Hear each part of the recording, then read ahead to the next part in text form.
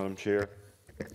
Dear colleagues, I can see the looks on your faces.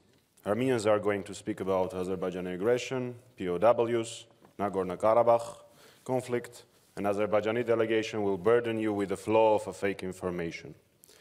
But let me explain you why we are obliged to speak up about the humanitarian catastrophe caused by the Azerbaijani blockade of the Lachin corridor and other above-mentioned topics.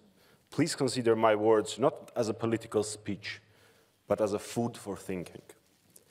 For instance, some of us today, after the session, will visit one of the restaurants here in Strasbourg, and I'm asking you, while choosing your dinner, please keep in mind that 120,000 people in Nagorno-Karabakh have nothing to choose from but the plain pasta or buckwheat.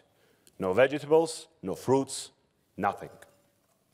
And when you, honorable colleagues, will get to your cozy and warm hotel rooms to hide from the cold wind and watch some news, please remember that 120,000 Armenians have no gas and electricity for 6 to 8 hours a day. For those of you who have children, please imagine, what would you do if someone in the world would hinder their education?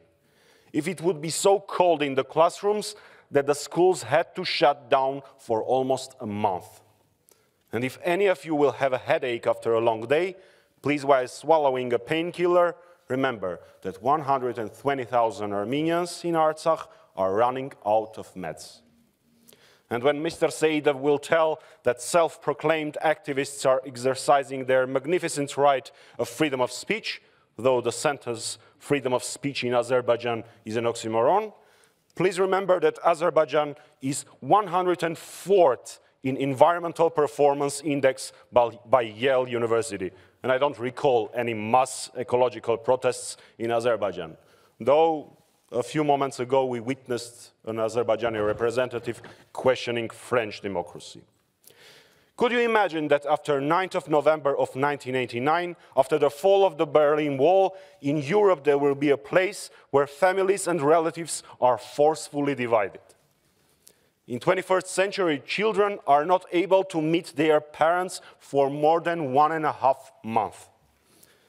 But make no mistakes, we can't wait for 30 years. The Lachin corridor has to be unlocked now. And as Lemkin Institute for Genocide Prevention stated a few weeks ago, the world must act immediately to prevent a second Armenian genocide. Thank you, and I call you to support the amendments presented by the Armenian delegation.